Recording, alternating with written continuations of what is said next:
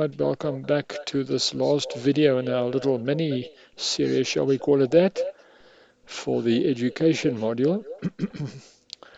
And I've already figured out what my next manufacturing video is going to be, so watch out for that. Let's dive right in. For those that sees this now for the first time, just go back 3 videos and just pick it up. We're just looking at education, just sharing with you the stuff that I learned really while doing a project with the education module and implementation. Okay, we said this time we're going to look at the assessment. All right, so let's draw up an assessment plan. We create an assessment plan, and that's based on the student group, which of course is that one. Right, we had course A on the 7th of March, and that fills in quite a few things. The assessment group would be that. Well, then we can just fill in these room detail. Obviously, some of your instructors will be the examiners. Right, everything's filled in. You can call this a name. In fact, it's probably quite important. I would stick to the same type of naming convention. In other words, course A. What am I doing? 2022-03-07. I think that should make sense. Right. Now you see the criteria hasn't auto-filled. Now if you can look at the code, you'll see that the requirement for this to be fetched and auto-filled is that there's a value here and that there's a value there. Right, so there's already a value here, so the moment you fill in the maximum score, then you'll see this auto-fills the criteria. But don't worry about this. This is actually a little bit of customization which I tried out, which I'm not going to implement, so just ignore that. Right, so there's our assessment plan, and we save that. Submit it. There we go. Right, so our assessment plan is saved and submitted. Okay, so now the assessment is actually done.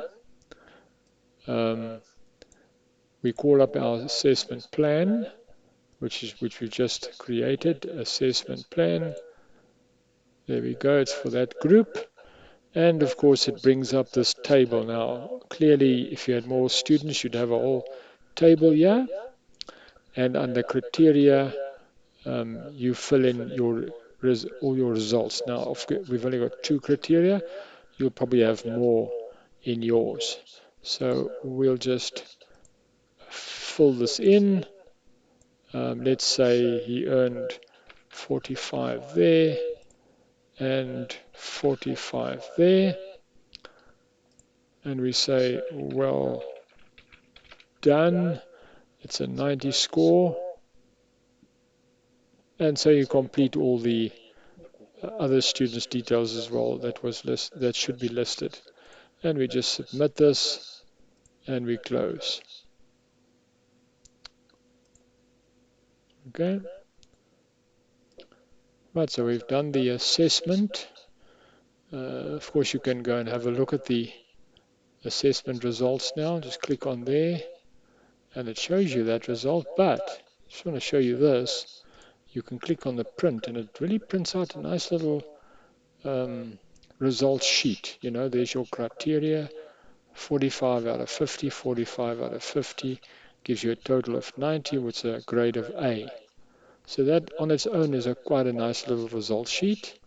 But they also have the student report generation tool, which of course is you fill in the student name here. Okay, and the student assessment group, We want all assessment groups. We choose a letterhead just to make it look pretty. Include all the assessment, and we include the marks. Now this total parents meeting, I don't use that. Obviously, it's more aimed towards a school. You can type in something there. I suppose one can hide this if you don't need it. So there it's all the detail. And now we say print report card. And here you can see on the screen, it's actually printed a PDF doc. In this case, it doesn't fill the screen, so it's a little bit misleading. It looks like there was nothing done, but have a look at the bottom of your browser and you click on there, and it opens up the PDF and says student report card with all the detail, and there's your criteria for the course, and it's 45 out of 50. All right, so there's a nice report card. Just a pity they didn't have the totals in here. Okay, maybe one can have a look at the code and add it or raise an issue for them to include it in the next update. But nonetheless, there's the student report card option as well. So there's a few options you have in terms of printing assessment results. All right, so I think that concludes what I want to share with you. I'm not by all means suggesting that that's the total. In fact, one thing I didn't touch was fees, because in this particular implementation, fees are done by another system. That could be quite an interesting one as well. Maybe I should start just look at that, because that's one thing about ERPNext, it integrates things very nicely. But anyway, that's what I want to do for the moment.